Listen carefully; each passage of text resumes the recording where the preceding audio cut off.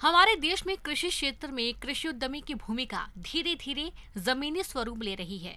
कृषि उद्यमी वह व्यक्ति होता है जो कृषि के क्षेत्र में उद्यमी की भूमिका निभाता है। देश में विशेष रूप से छोटे एवं सीमांत किसानों की संख्या बढ़ रही है, जिससे कृषि से जुड़ी अनेक चुनौतियों का सामना किसानों को करना कठिन हो रहा है। देश में किसानों का आर्थिक स्तर भी गिर रहा है। एक समृद्ध एवं संपोषणीय कृषि क्षेत्र का निर्माण करने के लिए भारत सरकार ने छोटे एवं सीमांत किसानों का संगठन निर्माण की पहल की है। इससे किसानों को काफी मुनाफा हो रहा है। हम लोग अगर व्यक्तिगत किसान को देखें तो बहुत तरह की समस्याओं का सामना व्यक्तिगत किसान कर रहे हैं, जैसे कि उन्हें अकेले ही या अपने परिवार की मदद से खेती में इस्तेमाल होने वाले सारे चीज़ों की व्यवस्था करनी होती है, चाहे वो बीज हो, खाद हो, कीटनाशक दवाइयाँ हो या बीमारी से बचने के लिए हो, यहाँ तक कि मार्केटिंग भी अपने करना पड़ता है।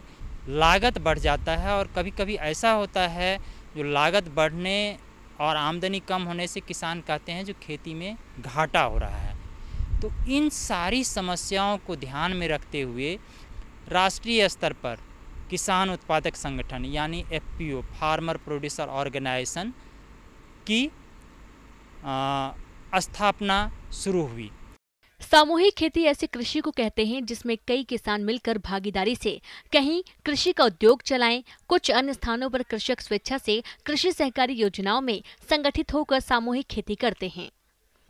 समूह बनाने के लिए कम से कम 10 सदस्य होने चाहिए। सामूहिक खेती करने के लिए सबसे पहले समूह बनाने की जरूरत होती है और उस समूह को पंजीकृत भी कराना पड़ता है, तभी शासकीय योजनाओं का जल्दी लाभ मिलता है। और समूह बनाने और उसे पंजीकृत कराने की कुछ बुनियादी प्रक्रिया होती है। तो अभी हम अगर भारत देश की बात करें तो लगभग 8000 एफपीओ रजिस्टर्ड हैं। हमारे झारखंड प्रदेश में लगभग 450 एफपीओ रजिस्टर्ड हैं।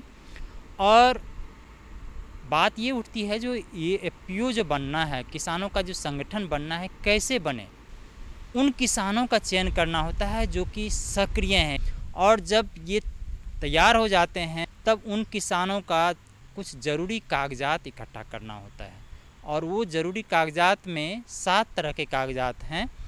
एक है आधार कार्ड का जेरोक्स, दूसरा है पैन कार्ड का जेरोक्स, तीसरा है बैंक पासबुक, उसके बाद फार्मर सर्टिफिकेट जिसे प्रोड्यूसर सर्टिफिकेट भी बोलते हैं। उस सर्टिफिकेट में यही उद्धृत होता है जो ये किसान है, क्योंकि एफपीओ के सदस्य सिर्फ किसान हो सकते हैं। तो ये फार्मर सर्टिफिकेट निर्गत करने का अधिकार जिला कृषि पदाधिकारी या तहसीलदार को है। इसके अलावा ज़रूरत पड़ती है एक डिजिटल सिग्नेचर की, जो कि चार्टर अकाउंटेंट की मदद से आसानी से बन जाता है। एड्रेस प्रूफ के लिए जैसे कि बिजली का बिल की ज़रूरत होता है। इस तरह से 7 कागजात इकट्ठा कर लेने होते हैं 10 लोगों की। अब रजिस्ट्रार ऑफ कंपनी जो कि सरकार की संस्था है, ये इन कागजातों का वेरिफिकेशन करते हैं और जब सही पाया जाता है तो लगभग 2 सप्ताह में रजिस्ट्रेशन कर दिया जाता है। सामूहिक खेती को बढ़ावा देने का मुख्य उद्देश्य है किसानों को स्वावलंबी बनाना, किसानों को आत्मनिर्भर बनाना, किसानों को शिक्षित करना, जिससे कि वे कृषि आधुनिक तकनीकों को आसानी से अपना सके। किसानों के समूह कई प्रकार के होते हैं, जैसे किसान हितकारी समूह, खाद्य सुरक्षा समूह, कृषि उत्पादन संगठन इत्यादि। जो ये 10 लोगों का समूह है या किसानों का समूह है, इसका रजिस्ट्रेशन भी अलग अलग एक्ट के तहत होता है। अगर ये इंडियन कंपनी एक्ट के तहत रजिस्टर्ड हो रहा है तो इस फार्मर प्रोड्यूसर ऑर्गेनाइजेशन को फार्मर प्रोड्यूसर कंपनी भी कहा जा सकता है। अगर ट्रस्ट एक्ट के तहत रजिस्टर्ड हो रहा होता है तो ट्रस्ट भी कहा जाता है फार्मर प्रोड्यूसर ऑर्गेनाइजेशन को। और अगर कोऑपरेटिव सोसाइटी एक्ट के तहत रजिस्टर्ड होता है तो फार्मर प्रोड्यूसर ऑर्गेनाइजेशन को कोऑपरेटिव सोसाइटी भी बोला जाता है। अब किसान संगठित होकर अपनी कंपनी बना सकते हैं। किसान गठित उत्पादन संगठन कंपनी के रूप में कार्य करेंगे और गठित कंपनी का संचालन भी किसान करेंगे। इतना ही नहीं, किसानों को इकट्ठा करने, कंपनी के रजिस्ट्रेशन एवं कंपनी का सुचारू रूप से संचालन एवं उत्पादन की मार्केटिंग के लिए नाबार्ड आवश्यक सहायता एवं ऋण भी प्रदान करता है। सामूहिक खेती करने के फायदे। एकल कृषि की तुलना में सामूहिक खेती अधिक कुशल होती है। सामूहिक खेती से कृषि क्षेत्र में निवेश, उत्पादन एवं आय में बढ़ोतरी होती है। सामूहिक खेती से निर्यातों को बढ़ावा मिलता है। किसान उत्पादक संगठनों के माध्यम से किसान अपनी कृषि की उपज व उत्पादों की मार्केटिंग स्वयं कर सकेंगे और किसान अपनी विभिन्न फसलें, सब्जियों व फलों को स्वयं बेचकर अपनी आमदनी बढ़ा सकेंगे। सामूहिक खेती करने से कृषि में जोखिम कम कर सकते हैं। सामूहिक खेती करने से बाजार, प्रसंस्करण, स्टोरेज आदि की सुविधा आसानी से मिल जाती है। सामूहिक खेती करने से पूरे समूह का विकास तेजी से होता है। अब इसको टिकाऊ बनाने के लिए, इसको सस्टेनेबल बनाने के लिए फार्मर प्रोड्यूसर ऑर्गेनाइजेशन को क्या करना चाहिए? इसके लिए कुछ बातों का ध्यान जरूर रखना चाहिए। नियमित बैठक बहुत ही ज़रूरी है।